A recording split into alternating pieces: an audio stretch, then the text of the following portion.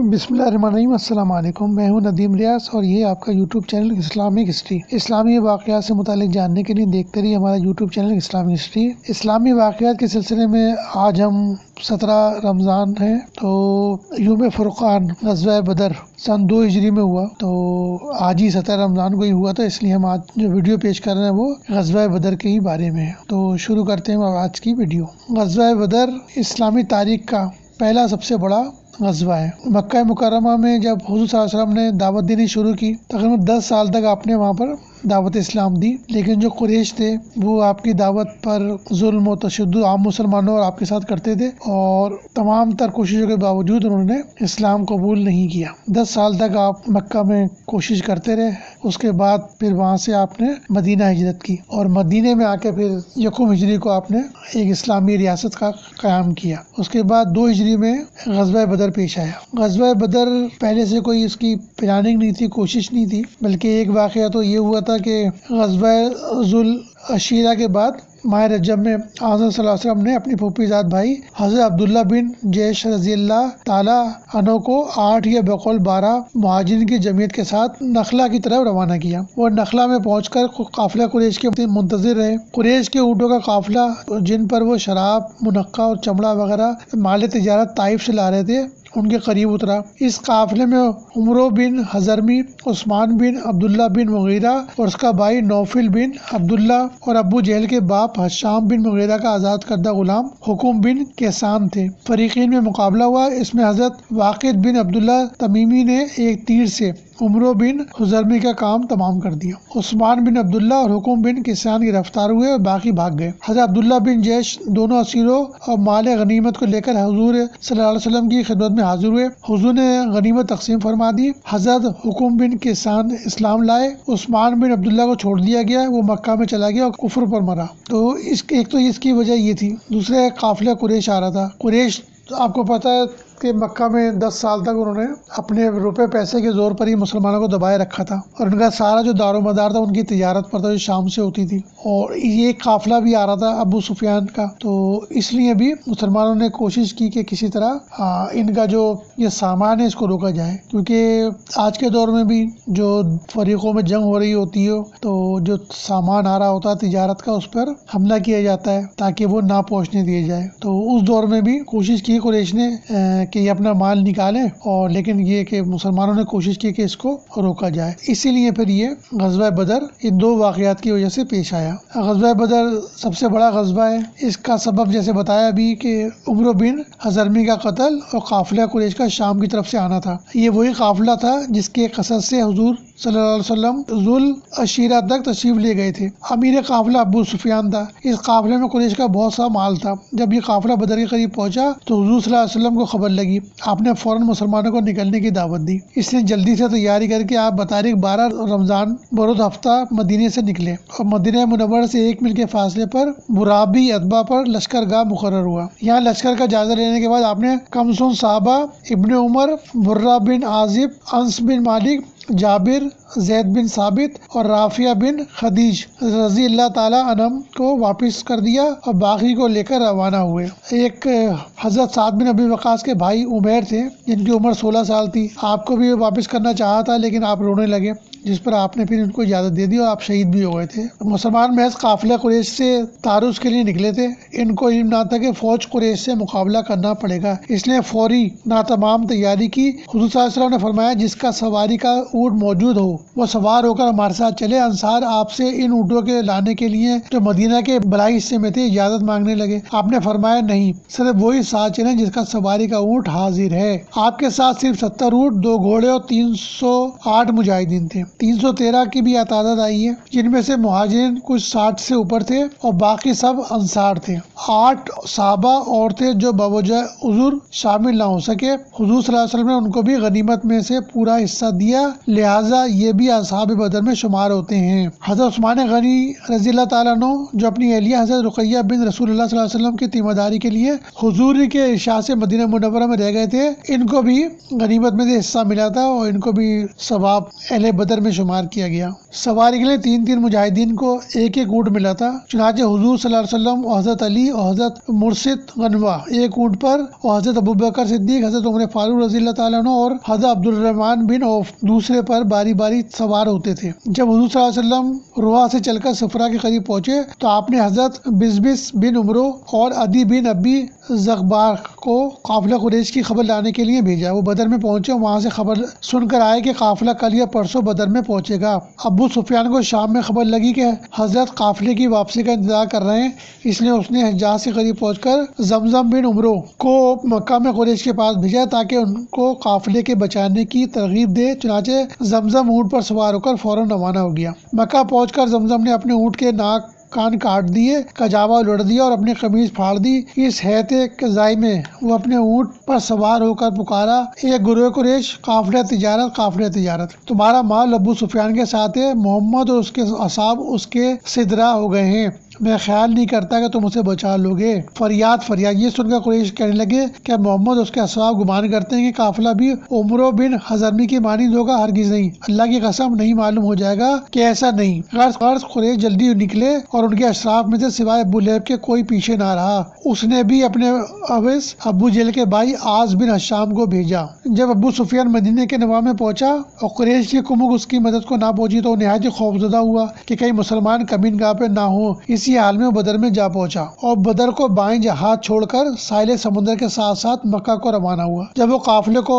میلے خطرے سے بچا لے گیا تو اس نے قیس بن عمری القیس کے ہاتھ قریش کو کلا بھیجا کہ میں قافلے کو بچا لایا ہوں، لہٰذا تم واپس چلے جاؤ۔ یہ قاصد حجفہ میں قریش سے ملا اور انہیں ابو سفیان کا پیغام پہنچایا۔ قریش نے واپس ہونے کا ارادہ کیا مگر ابو جہل بولا کہ ہم بدر سے ایسے واپس نہ ہوں گے، وہاں 3 دن ٹھہریں گے، اونٹ ذبح کریں گے اور کھلائیں گے، شراب پیئیں گے اور راگ سنیں گے۔ اس طرح قبائل عرب کے اطراف میں ہماری عظمت اور شوکت کا آواز سا پھیل جائے گا اور وہ ہمیشہ ہم سے ڈرتے رہیں گے۔ پس ابو جہل کی رائے پر عمل کیا گیا۔ مقام صفرا کے نزدیک وادی زعفران میں حضور صلی اللہ علیہ وسلم کی خدمت میں حضرت جبرائیل 2 جماعتوں میں سے ایک کا وعدہ لائے۔ پس آپ نے صحابہ کرام رضوان اللہ تعالیٰ علیہم اجمعین سے مشورہ کیا اور پوچھا کہ تم کیا چاہتے ہو، قافلہ یا گروہ قریش؟ مسلمان چونکہ محض قافلے کی قصد سے نکلے تھے، لہذا تعداد بھی کم تھی اور سامان جنگ بھی کافی نہ تھا، اس لیے ایک فریق اس حالت میں لڑائی سے ہچکچاتا تھا۔ وہ بولے قافلہ۔ یہ سن کر حضور صلی اللہ علیہ وسلم ناخوش ہوئے، لہٰذا ابوبکر صدیق رضی اللہ تعالیٰ عنہ نے کھڑے ہو کر تقریر کی، پھر حضرت عمر فاروق رضی اللہ تعالیٰ نے تقریر کی، پھر حضرت مقداد بن عمرو کھڑے ہوئے اور بولے کہ یا رسول اللہ صلی اللہ علیہ وسلم، اللہ تعالیٰ نے آپ کو جو بتایا ہے وہ کیجیے، ہم آپ کے ساتھ ہیں۔ اللہ کی قسم ہم نہیں کہتے جیسا کہ حضرت موسیٰ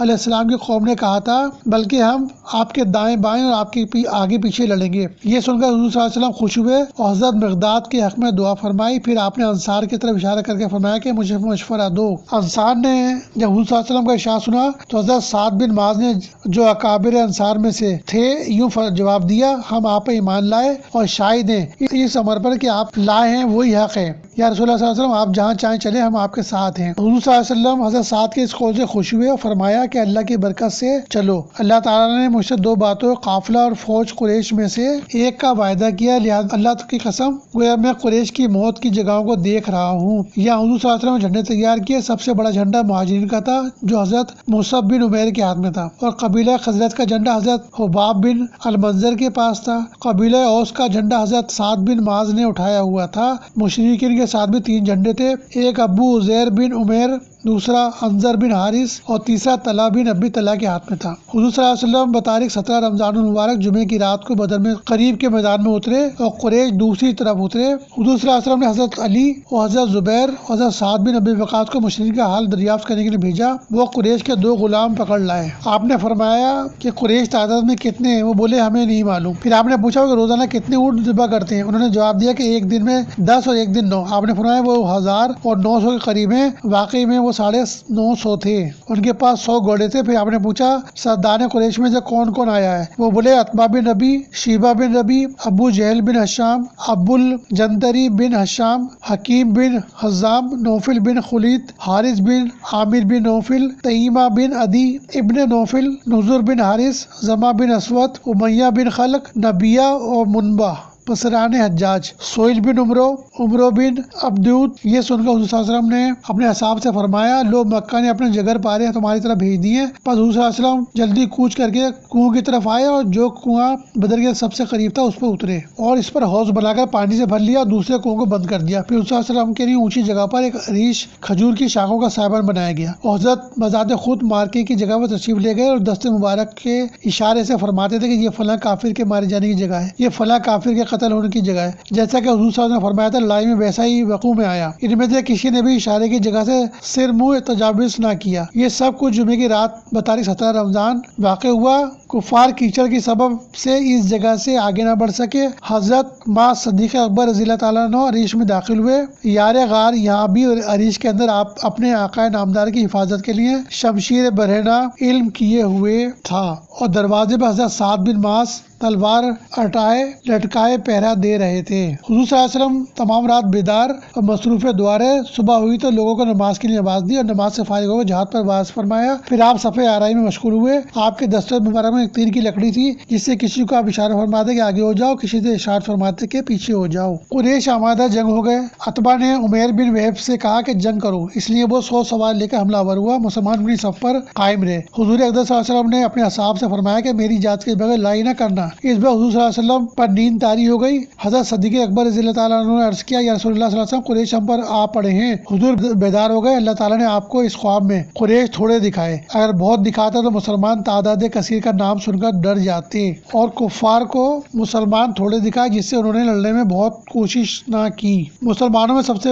پہلے لڑائی کے لیے نکلے وہ حضرت عمر فاروق کا آزاد کردہ غلام نجمہ تھا جسے عامر بن حضرمی نے تیر سے شہید کیا۔ وہ مسلمانوں میں پہلے قتیل تھے۔ پھر انصار میں سے حضرت حارثہ بن سراقہ شہید ہوئے۔ بعد ازاں حضرت صلی اللہ علیہ وسلم نے مسلمانوں کو ترغیب دی اور فرمایا بہشت کی طرف اٹھو جس کا عرض آسمان و زمین ہے۔ پھر اسود بن عبد الاسد مخزومی جو بد خلق تھا آگے بڑھا اور کہنے لگا کہ میں اللہ سے عہد کرتا ہوں کہ مسلمانوں کے حوض سے پانی پیوں گا۔ ادھر سے حضرت حمزہ بن عبد المطلب نکلے۔ اسود حوض تک پہنچنے نہ پایا کہ حضرت حمزہ نے اس کا پاؤں نصف ساخ تک کاٹ دیا اور وہ پیٹ کے بل گر پڑا۔ پھر وہ حوض کے قریب یہاں تک اس میں گر پڑا تاکہ اس کی قسم پوری ہو جائے۔ حضرت حمزہ نے اس کا تعاقب کیا اور حوض ہی میں اس کا کام تمام کر دیا۔ بعد ازاں شیبہ بن ربی اور عتبہ بن ربی اور ولید بن ربی نکلے۔ مشرکین نے چلا کر کہا کہ اے محمد ہماری طرف اپنی قوم میں سے ہمارے جوڑ کے آدمی بھیجے۔ یہ سن کر حضور صلی اللہ علیہ وسلم نے فرمایا اے بنی ہاشم اٹھو اور اس حق کی حمایت میں لڑو جس کے ساتھ اللہ تعالیٰ نے تمہارے نبی کو بھیجا ہے۔ پس حضرت حمزہ،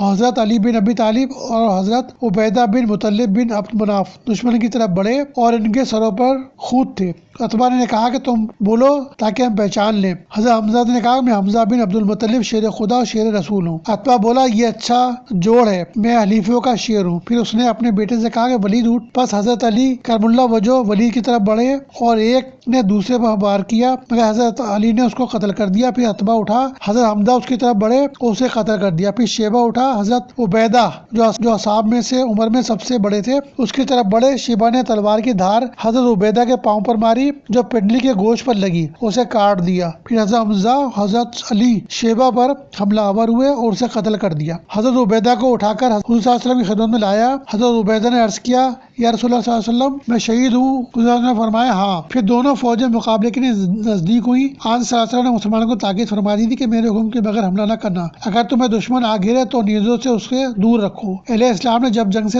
چارہ نہ دیکھا تو اپنی تعداد کی کمی اور دشمن کی کثرت دیکھ کر خدا سے دعا کرنے لگے۔ حضرت بھی صفحہ درست کرنے کے بعد عریش میں تشریف لے آئے۔ عریش میں بجز یار غار آپ کے ساتھ کوئی نہ تھا۔ اس بات حضور صلی اللہ علیہ وسلم قبلہ روح ہو کر یوں 10 بار دعا ہوئے، یا اللہ تو نے مجھ سے جو وعدہ کیا ہے اسے پورا کر، یا اللہ تو نے جو کچھ مجھ سے وعدہ کیا ہے وہ عطا کر، یا اللہ اگر تو مسلمانوں کا یہ گروہ ہلاک کر دے گا تو روئے زمین پر تیری عبادت نہ کی جائے گی۔ حضور صلی اللہ علیہ وسلم دعا میں اتنا الہ کیا کہ چادر شانہ مبارک سے گر پڑی۔ حضرت صدیق اکبر رضی اللہ تعالیٰ عنہ نے چادر اٹھا کر شانہ مبارک پر ڈال دی، پھر آپ کا دست مبارک پکڑ لیا اور عرض کیا آپ کو اپنے پروردگار سے اتنی درخواست کافی کافی ہے، جو اس نے آپ سے وعدہ کیا وہ جلدی پورا کر دے گا۔ عریشی میں حضرت صلی اللہ علیہ وسلم پر غنودگی طاری ہو گئی۔ جب بیدار ہوئے تو فرمایا ابوبکر بشارت، اللہ کی نصرت آ پہنچی۔ حضرت جبرائیل گھوڑے پر سوار باغ پکڑے آ رہے ہیں۔ اس انعام کو اللہ تعالیٰ یوں بیان فرماتا، جب تم لگے فریاد کرنے اپنے رب سے تو پہنچا تمہاری پکار کو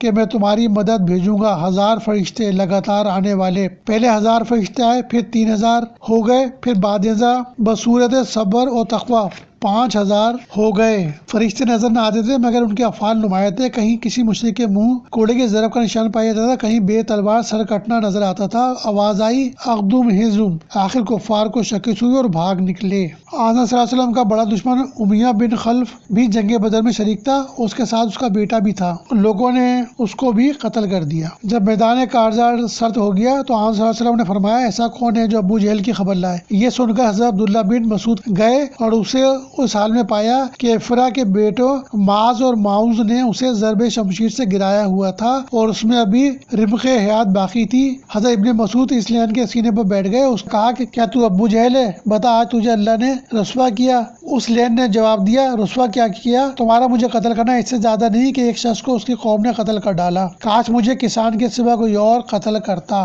پھر حضرت ابن مسعود نے اس لین کا کام تمام کر دیا اور یہ خبر حضور صلی اللہ علیہ وسلم کی خدمت اقدس میں لائے۔ حضور صلی اللہ علیہ وسلم نے یہ سن کر 3 بار اللہ الذی لا الہ الا اللہ پڑھا۔ پھر آپ حضرت ابن مسعود کو ساتھ لے کر اس لین کی لاش کے پاس تشریف لے گئے اور دیکھ کر یہ فرمایا یہ اس امت کا فرعون ہے۔ آن صلی اللہ علیہ وسلم نے جنگ سے فارغ ہو کر حضرت زید بن حارثہ کو اس فتح کی خوشخبری دینے کے لیے مدینے میں بھیجا۔ اس جنگ میں مسلمانوں میں سے صرف 14 شہید ہوئے، جن کے اسماء مبارک یہ ہیں: حضرت عبیدہ بن حارث بن مطلب بن عبد مناف، حضرت عمیر بن ابی وقاص، حضرت ذوالشمالین عمیر بن عبد عمرو بن نزلہ، حضرت عاقر بن ابی بکیر، حضرت مہجہ مولا عمر بن خطاب، حضرت صفوان بن بیضہ، یہ 6 مہاجرین میں سے ہیں۔ حضرت سعد بن خزیمہ، حضرت مبشر بن عبد المنظر، حضرت حارثہ بن سراقہ، حضرت عوف اور معاذ پسران افرا، حضرت عمیر بن حمام، حضرت رافع بن مولا، حضرت یزید بن حارث بن فسم، یہ 8 انصار میں سے ہیں رضی اللہ تعالی عنہم اجمعین۔ مشرکین میں سے 70 مقتول اور 70 گرفتار ہوئے۔ حضور صلی اللہ علیہ وسلم کی عادت شریفہ تھی کہ جب دشمن پہ فتح پاتے